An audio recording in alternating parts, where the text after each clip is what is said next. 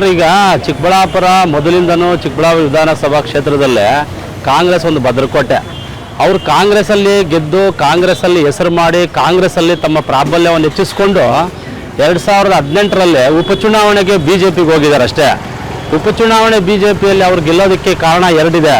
ಒಂದನೇದು ರಾಜ್ಯ ಸರ್ಕಾರ BJP ಇತ್ತು, ಜನರೆಲ್ಲನೂ ಸರ್ಕಾರ BJP ಇರೋದ್ರಿಂದ ಅವರು ಸುಧಾಕರ್ ಅವರಿಗೆ ಬೆಂಬಲ ಕೊಟ್ಟರು.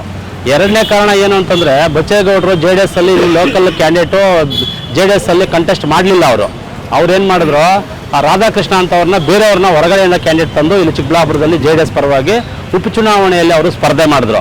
ಹಂಗಾಗಿ ಹೊರಗಡೆ ಅಭ್ಯರ್ಥಿಗೆ ಇಲ್ಲಿ ಯಾರೂ ಮತವನ್ನು ಕೊಡಲಿಲ್ಲ.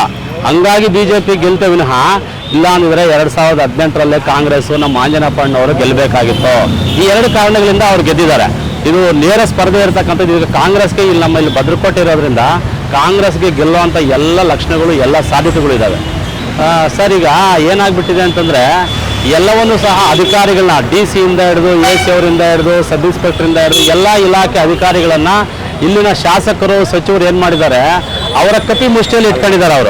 ಅವ್ರ ಕಪಿ ಮುಷ್ಟಿಯಲ್ಲಿ ಇಟ್ಕೊಂಡು ಜನರಿಗೆ ಮತ್ತು ಸಣ್ಣ ಸಣ್ಣ ನಾಯಕರಿಗೆ ಒಂದು ಎದುರಿಸಿ ಬೆದರಿಸಿ ಒಂದು ವಾತಾವರಣ ನಿರ್ಮಾಣ ಮಾಡಿರೋದ್ರಿಂದ ನೇರವಾಗಿ ಸಾಮಾನ್ಯ ಜನ ಅವ್ರನ್ನ ಎದುರಾಕೊಳ್ತಾ ಇಲ್ಲ. ಅದರಿಂದ ಈ ಒಂದು ವಾತಾವರಣ ಸೃಷ್ಟಿಯಾಗಿದೆ. ಈಗ ಅವ್ರಿಗೂ ಸಹ ಒಂದು ತಕ್ಕ ಪಾಠ ಕಲಿಸುವಂಥ ಒಂದು ಸಮಯ ಬಂದಿದೆ. ಎಲ್ಲ ಜನ, ನಮ್ಮ ಚಿಕ್ಕಬಳ್ಳಾಪುರ ಜನ ತುಂಬ ಬುದ್ಧಿವಂತರಿದ್ದಾರೆ, ಪ್ರಜ್ಞಾವಂತರಿದ್ದಾರೆ. ಅವರು ಈ ಸಮಯದಲ್ಲಿ ಅವರಿಗೆ ಯಾರಿಗೆ ಮತ ಕೊಡಬೇಕು ಅನ್ನೋದು ಗೊತ್ತಿದೆ. ಅದಕ್ಕೆಲ್ಲನೂ ಸಹ ತಿಲಾಂಜಲಿಯನ್ನು ಇಡುವಂಥದ್ದು ಈ ತಿಂಗಳು 10ನೇ ತಾರೀಕು ವಿಧಾನಸಭಾ ಚುನಾವಣೆಯಲ್ಲಿ ತೋರಿಸ್ತಾರೆ. 13ನೇ ತಾರೀಕು ಫಲಿತಾಂಶ ಬರುತ್ತೆ. ಅದು ನೀವೇ ಸಹ ಪ್ರಕಟ ಮಾಡ್ತೀರಾ. ಈಗಾಗಲೇ 1, 2, 3 ಬಾರಿ ಅವರು ಚಿಕ್ಕಬಳ್ಳಾಪುರ ವಿಧಾನಸಭೆಯ ಒಂದು ಶಾಸಕರಾಗಿ ಆಯ್ಕೆಯಾಗಿದ್ದಾರೆ. 3 ಸರಿ ಜನನ ಅವ್ರನ್ನ ನೋಡ್ಬಿಟ್ಟಿದ್ದಾರೆ. ಈಗ ಬೇಸತ್ತಿದ್ದಾರೆ ಜನ. ನಮ್ಮ ಆಯ್ಕೆ 3ನೇ ಸಲ ತಪ್ಪಾಗಿದೆ ಅಂತ ಒಂದು ತಪ್ಪಿನ ಅರಿವಾಗಿದೆ. ಈಗ ಅವ್ರೇನು ಹೇಳ್ತಾ ಇದ್ದಾರೆ, ದುಡ್ಡು ಕೊಟ್ಬಿಟ್ರೆ ಚಿಕ್ಕಬಳ್ಳಾಪುರದ ವಿಧಾನಸಭೆ ಜನತೆ ಓಟ್ ಹಾಕ್ತಾರೆ ಅಂತ ಒಂದು ಭ್ರಮೆಯಲ್ಲಿದ್ದಾರೆ ಅವರು.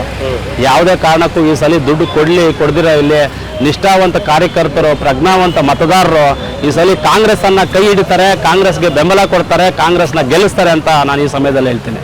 ಸರ್, ಅದು ಅಲ್ಲಿ ಕೊಡ್ತಾರೆ ಇಲ್ಲಿ ಕೊಡ್ತಾರೆ ಅನ್ನೋದ್ರ ಬಗ್ಗೆ ನಾವು ಕಾಮೆಂಟ್ ಮಾಡೋದಕ್ಕಿಂತ ನಮ್ಮ ಕಾಂಗ್ರೆಸ್ ಸರ್ಕಾರ ಇವತ್ತು ಪ್ರತಿ ಒಂದು ಕುಟುಂಬ, ಪ್ರತಿಯೊಬ್ಬ ತಲೆಯಾಗಿ 10 kg ಅಕ್ಕಿ ಕೊಡುವಂಥ ಒಂದು ಗ್ಯಾರಂಟಿ ಕೊಟ್ಟಿದೆ.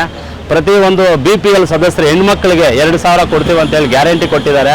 ಪ್ರತಿ ಮನೆಗೂ ವಿದ್ಯುತ್ 200 ಯೂನಿಟ್ ವಿದ್ಯುತ್ ಕೊಡ್ತೀವಿ ಅಂತ ಹೇಳ್ಬಿಟ್ಟು ಅವರು ಅಧಿಕೃತವಾಗಿ ಮನೆಗೂ ಸಹ ಏನು ಗ್ಯಾರಂಟಿ ಕಾರಣ ವಿತರಣೆ ಮಾಡಿದ್ದಾರೆ. ಅದನ್ನು ನಂಬ್ತಾರೆ ವಿನಃ ಇವರು ವಾಲೆ ಕೊಡ್ತಾರೆ, ಕುಕ್ಕರ್ ಕೊಡ್ತಾರೆ, ಸೀರೆ ಕೊಡ್ತಾರೆ, ಪಂಚೆ ಕೊಡ್ತಾರೆ ಅಂದರೆ ಜನ ಈ ಸಲ ಅದಕ್ಕೆ ಯಾವುದಕ್ಕೂ ಸಹ ಸೊಪ್ಪು ಹಾಕಲ್ಲ ಅಂತ ನಾನು ಹೇಳ್ತೀನಿ. ಈ ಸಮಯದಲ್ಲಿ ಅವರಿಗೆ ಚುನಾವಣೆ ಹತ್ರ ಬಂದಾಗ ಹಿಂದಿನ ಸಾರಿ ಹೇಳಿರ್ತಕ್ಕಂಥ ಸುಳ್ಳನ್ನು ಈ ಸಲ ಅವರು ಪುನರಾವರ್ತನೆ ಮಾಡೋದಿಲ್ಲ. ಹೊಸ ಒಂದು ಸುಳ್ಳನ್ನು ಅವ್ರು ಏನು ಮಾಡ್ಕೊತಾರೆ, ಹುಡುಕೊಂತಾರೆ. ಇದು ಸಹ ಪ್ರತಿ ಮನೆಗೂ ಉದ್ಯೋಗ ಕೊಡೋ ಅಂಥದ್ದು ಒಂದು ಸುಳ್ಳು ಅಂತ ನಾನು ಈ ಸಮಯದಲ್ಲಿ ಹೇಳ್ತೀನಿ. ಅದು ಯಾವುದೂ 10 ವರ್ಷದಲ್ಲಿ ಮಾಡದಿರೋಕ್ಕಾಗದಿರೋದನ್ನು ಈ ವರ್ಷದಲ್ಲಿ ಹೆಂಗೆ ಮಾಡ್ತಾರೆ ಇವರು? ಮಾಡೋದಕ್ಕೆ ಸಾಧ್ಯ ಇದೆಯಾ? ಅದನ್ನು ನಾವು ಸ್ವಲ್ಪ ಯೋಚನೆ ಮಾಡಬೇಕಾಗ್ತದೆ. ಹಂಗಾಗಿ ನಮ್ಮ ಚಿಕ್ಕಬಳ್ಳಾಪುರ ಭಾಗದಲ್ಲಿ ಇದುವರೆಗೂ ಅವ್ರು ತರೋಂಗಾಗಿದ್ರೆ ಅವರು ಸರ್ಕಾರ ಇದ್ದಾಗಲೇ ಅವರು ಕೈಗಾರಿಕೆಗಳು ತರಬೇಕಾಗಿತ್ತು. ಯಾಕೆ ತರಲಿಲ್ಲ? ಇನ್ನೂ ಸುಮಾರು ಹಳ್ಳಿಗಳಿಗೆ ಬಸ್ ವ್ಯವಸ್ಥೆ ಇಲ್ಲ ಚಿಕ್ಕಬಳ್ಳಾಪುರ ವಿಧಾನಸಭಾ ಕ್ಷೇತ್ರದಲ್ಲೇ. ನಾವು ಎಲ್ಲ ಕಡೆನೂ ಅಭಿವೃದ್ಧಿ ಮಾಡಿಬಿಟ್ಟಿದ್ದೀವಿ ಅಂತ ಹೇಳ್ತಾ ಇದ್ದಾರೆ. ಹಳ್ಳಿಗಳಿಗೆ ಸರಿಯಾದಂಥ ಸಾರಿಗೆ ಸಂಪರ್ಕ ಇಲ್ಲ, ರಸ್ತೆ ಸಂಪರ್ಕಗಳಿಲ್ಲ. ಬನ್ನಿ, ನಮ್ಮ ಆವಲಗುರ್ಗಿ ಪಂಚಾಯತಿಯಲ್ಲೇ ಸುಮಾರು 8ರಿಂದ 10 ಹಳ್ಳಿಗಿಲ್ಲ. ವನಗಿರಿನಹಳ್ಳಿಗೆ ಬಸ್ ಇಲ್ಲ, ಅರಕೆರೆಗೆ ಬಸ್ ಇಲ್ಲ, ಗೊಂದಳ್ಳಿಗೆ ಬಸ್ ಇಲ್ಲ, ನಡುವನಹಳ್ಳಿಗೆ ಬಸ್ ಇಲ್ಲ, ಸೂಲಕುಂಟೆ ಬಸ್ ಇಲ್ಲ, ವಡ್ರೇಪಾಳ್ಯಕ್ಕೆ ಬಸ್ ಇಲ್ಲ, ಕುರ್ಲಹಳ್ಳಿ ಬಸ್ ಇಲ್ಲ. ಇವೆಲ್ಲನೂ ಸಹ ನೀವು ಬೇಕಾದರೆ ಹೋಗ್ಬಿಟ್ಟು ನೀವು ಅದನ್ನು ತಪಾಸಣೆ ಮಾಡಿಬಿಟ್ಟು ನೋಡ್ಬಿಟ್ಟು ಹೇಳಿ, ನಾವು ಹೇಳ್ತಾ ಇರೋದು ನಿಜಾನಾ ಅಥವಾ ಸುಳ್ಳ ಅಂತ ನಿಮಗೆ ಗೊತ್ತಾಗ್ತದೆ. ಚಿಕ್ಕಬಳ್ಳಾಪುರದಲ್ಲಿ ಪಾಪ ಕಾಂಟ್ರಾಕ್ಟ್ಗಳು ಎಲ್ಲನೂ ಚಿಕ್ಕಬಳ್ಳಾಪುರ ಖಾಲಿ ಮಾಡ್ಕೊಂಡು ಬೇರೆ ತಾಲ್ಲೂಕು ಹೋಗ್ಬಿಟ್ಟಿದ್ದಾರೆ. ಯಾಕಂತಂದರೆ ಚಿಕ್ಕಬಳ್ಳಾಪುರದಲ್ಲಿ ಯಾವುದೇ ಕಾಂಟ್ರಾಕ್ಟ್ ಬಂದ್ರೂ ಅವರ ಒಂದು ಒಡೆತನದ ಒಂದು ಕಾಂಟ್ರಾಕ್ಟ್ಗಳಿಗೆ ಕೊಟ್ಕೊಂಡು ಕೆಲಸ ಮಾಡ್ಕೊತಾ ಇದ್ದಾರೆ ವಿನಃ ಮೊದಲಿನಿಂದ ಯಾರು ಕಾಂಟ್ರಾಕ್ಟ್ಗಳಿದ್ದಾರೋ ಅವ್ರು ಯಾರೂ ಸಹ ಚಿಕ್ಕಬಳ್ಳಾಪುರ ವಿಧಾನಸಭಾ ಕ್ಷೇತ್ರದಲ್ಲಿ ಕೆಲಸ ಮಾಡೋದಕ್ಕೆ ಬಿಡ್ತಾ ಇಲ್ಲ ಇವರು. ಅದರಿಂದ ಕಾಂಟ್ರಾಕ್ಟ್ಗಳು ಬೇಸತ್ತಿದ್ದಾರೆ, ಅಧಿಕಾರಿಗಳು ಬೇಸತ್ತಿದ್ದಾರೆ, ಜನನೂ ಬೇಸತ್ತಿದ್ದಾರೆ. ಒಟ್ಟಾರೆಯಾಗಿ ಭ್ರಷ್ಟಾಚಾರ ತಾಂಡಾಡ್ತಾ ಇದೆ ನಮ್ಮ PW ಇಲಾಖೆಯಲ್ಲಿ. 100ಕ್ಕೆ 1000% ಇದು ಸ್ವಾಭಿಮಾನಿ ಚುನಾವಣೆ. ಇದು ಯಾವುದೇ ಕಾರಣಕ್ಕೂ ಸಹ ಇಲ್ಲಿ BJP ಗೆಲ್ಲೋದಕ್ಕೆ ಅವಕಾಶ ಇಲ್ಲ. ಕಾಂಗ್ರೆಸ್ ಕಾರ್ಯಕರ್ತರು ಸಿಪಾಯಿಗಳಂತೆ ಅವರವರು ಇವಾಗ ಸ್ವಾಭಿಮಾನಕ್ಕೆ ಕೆಲಸ ಮಾಡ್ತಾ ಇದ್ದಾರೆ. ಖಂಡಿತವಾಗ್ಲೂ ಸಹ ಪ್ರದೀಪ್ ಈಶ್ವರ್ ಅವರು ಭರ್ಜರಿ ಅಂತರದಿಂದ ಗೆಲುವನ್ನು ಸಾಧಿಸ್ತಾರೆ.